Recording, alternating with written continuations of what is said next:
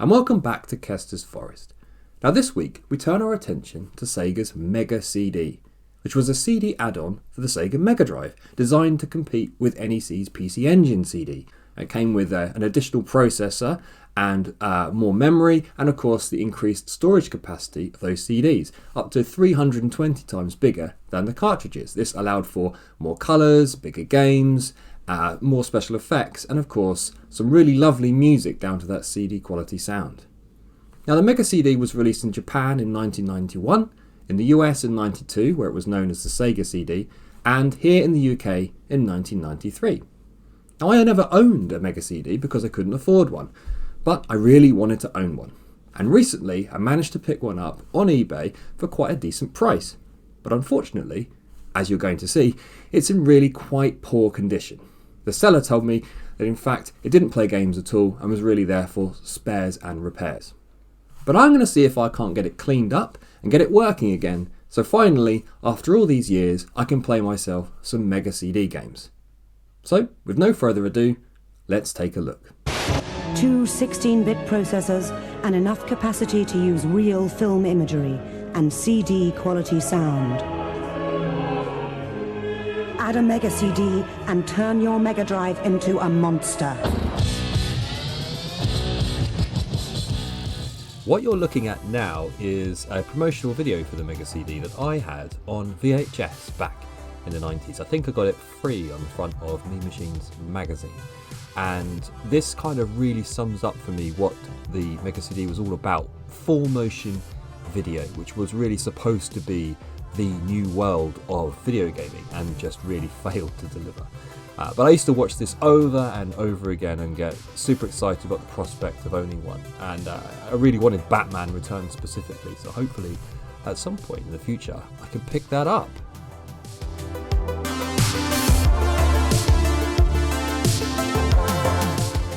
So I thought I'd just better check that the Mega Drive actually works. I've just got a copy of Golden Axe in there, and clearly, yep, that's working as expected, because without that we're not going to get very far.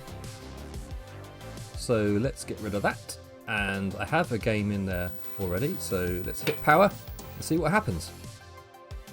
Yes, okay, great, that's working as described, and it's doing something. I'm trying to read the disc, but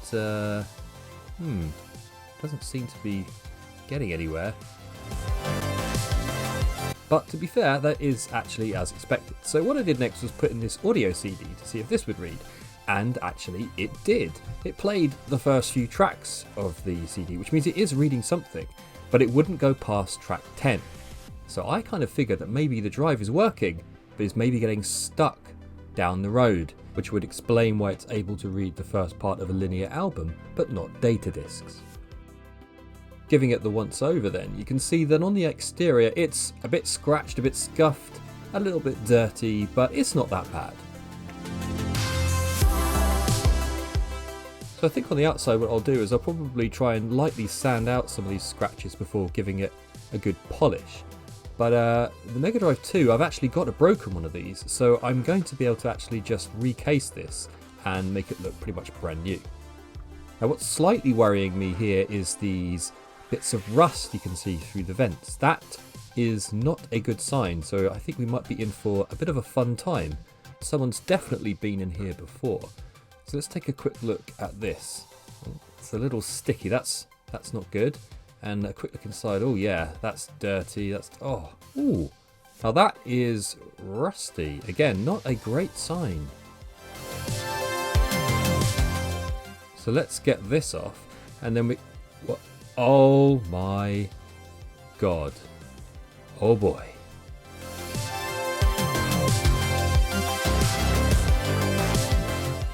What is that?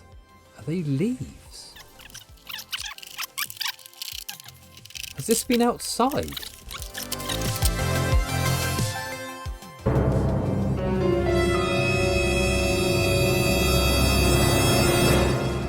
Well, I don't know what to say.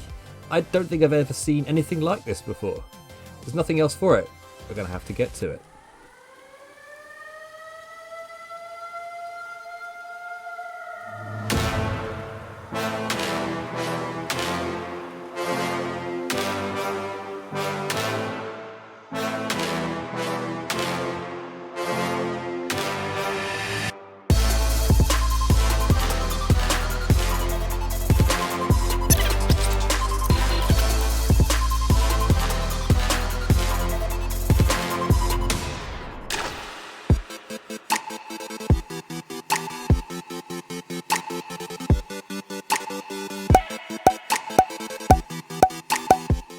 So let's take a look at the drive. I mean, it's filthy. It's covered in cobwebs and rust and dirt. It is actually a miracle it powers on at all. And yeah, the spindle's okay and the lens doesn't look too bad, but someone's definitely tried to add some silicone grease here to improve matters, and I don't think it's necessarily worked. But before we do the Mega CD, let's turn our attention to the Mega Drive and see if we can't get this sorted out first.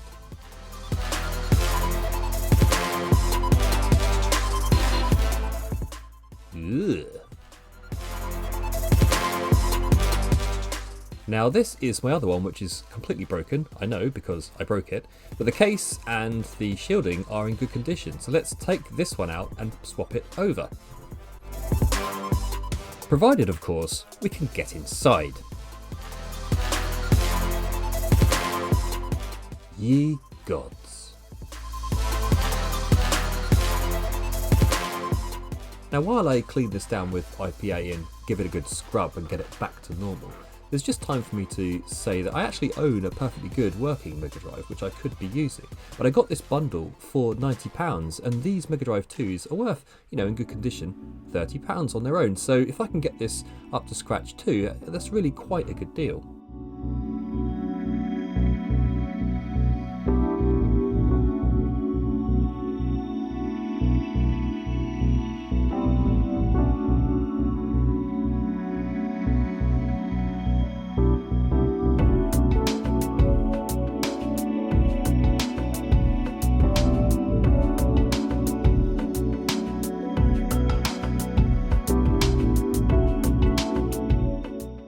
So now that's done, it's time to move on to the big boy, and the first order of the day is to tackle this rust.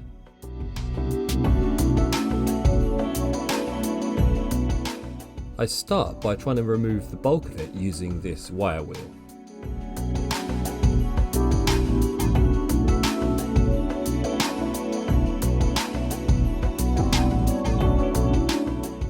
Now that's looking a lot better. But there's still some rust there and that will just get worse over time, so it's time to tackle the rest. With science.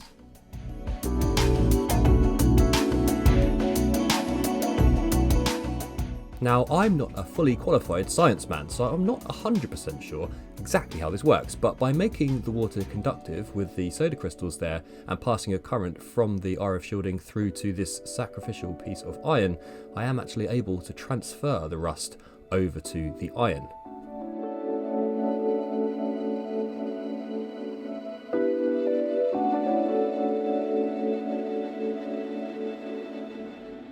So that's got rid of the rest of it and transferred what's left of the rust over to this piece of iron, but also most of it's come off in the water. And there's one left to tackle, which means taking this piece of shielding off the board and giving it a jolly good clean.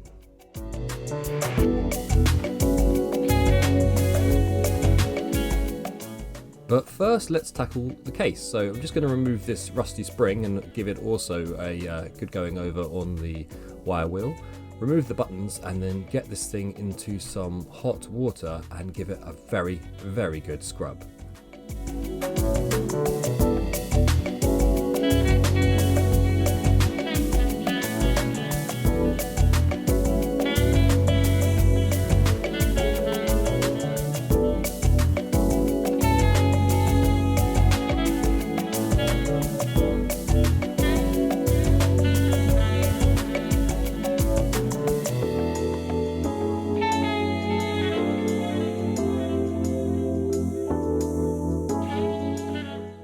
Now, as you can see, that's a lot better, but there's still a reasonable amount left, just stained the plastic. So I'm just going to use my Dremel here and some sandpaper to just scrub away the rest of what I can and give it a bit of a clean up with some IPA. I'm not going to get rid of all of it, but I think this is a lot better. Now, of course, I've got to give the board itself a bit of a clean. Actually, it wasn't as bad as I thought. Most of it was just superficial, but yeah, a lot of work to do here, a lot of scrubbing, and it came out looking okay in the end. with just a little bit of contact cleaner on this switch here.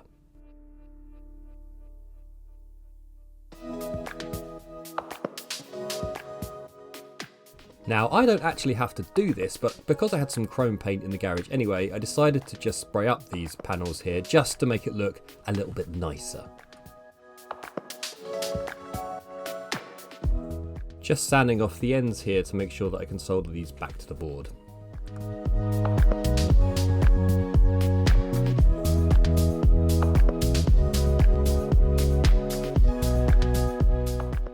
Not bad. Now it's time to tackle this and give it a good clean.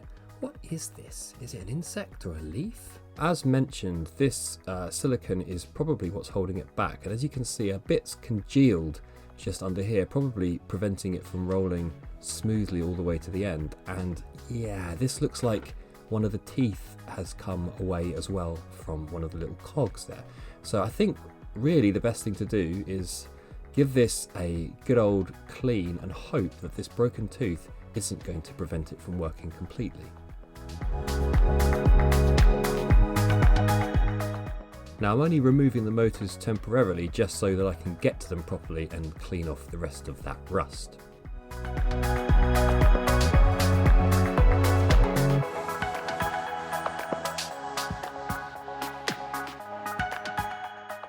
Dremels are great for this kind of thing.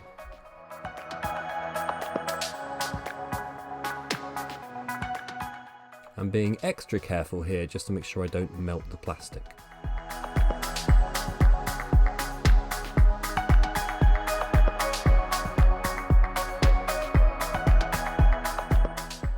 And a bit of contact cleaner here on this switch, which is what prevents the laser from getting too far up the rail.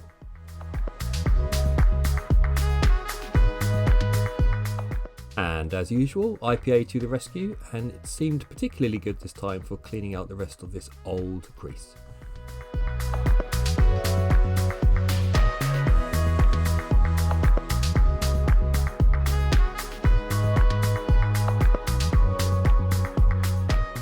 And time to put it back together.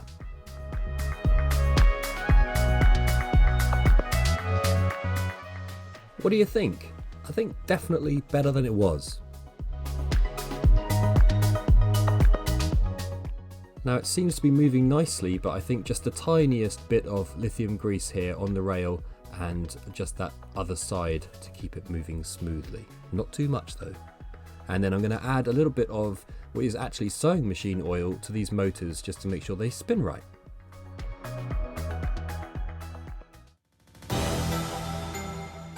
That is it for cleaning and getting ready. It's time to put it back together.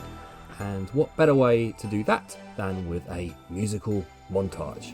Let's go.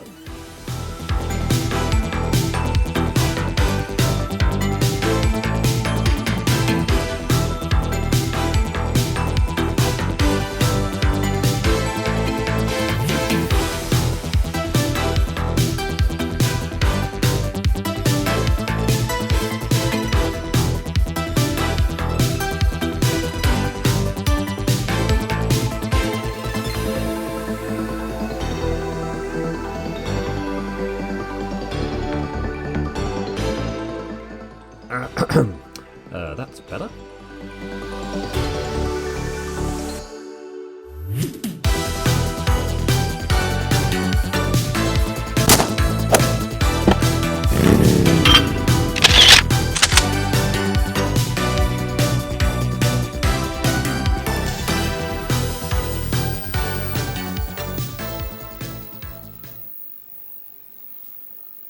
Can't hear anything. He's definitely in there. Okay, so that's working. Nothing. Okay. After having a good look around, I realised that my vigorous scrubbing had left this fuse detached from the board, so a quick solder and we'll try again.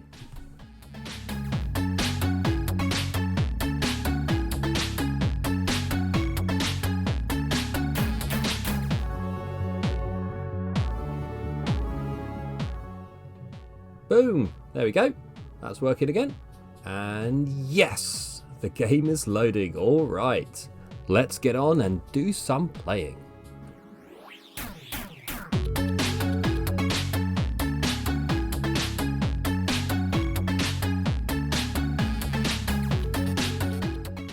But not so fast. It seems the start button isn't working, and I'm pretty sure it does on this controller. So I tested it with Golden Axe, and yep, doesn't work there either, so it must be something to do with the port. And upon closer inspection you can see they are absolutely filthy, so I must have missed these when cleaning.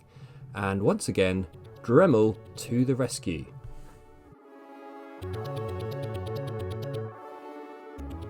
Quick dab of IPA and we're ready to try again. Yeah, I think that's got it. We're good to go. Alright, finally, let's live out those childhood dreams.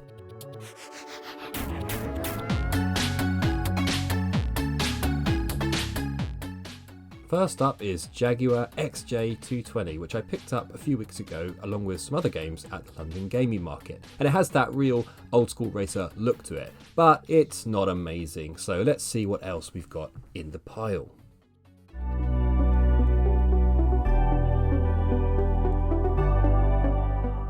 Cobra Command, which I believe was a launch title for the Mega CD in the UK. Now that's more like it, a bit of full motion video, lovely. But unfortunately, like so many games of its ilk at the time, it's really just QuickTime events with video playing in the background. You do get to move the cursor around and shoot down helicopters, but really you're just trying to sort of follow the instructions along with the video. So it's okay, but you know, will only last about 10 minutes of entertainment time as far as I'm concerned.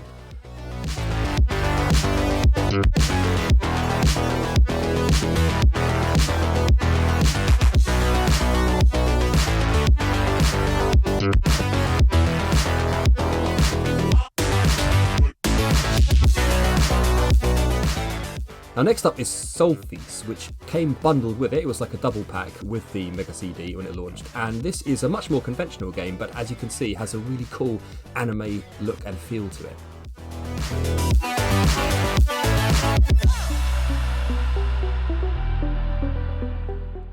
And while I was at the gaming market, I picked up a couple of Japanese titles. I got this one, Funky Horror Band, and Lethal Enforcers. But I also have a US title I want to try. Oh yes. It's not real, but we'll do a video on that shortly. So now that I know this is working and everything is looking nice, I'm just going to give this a little bit of a quick sand down and a polish, and we are done.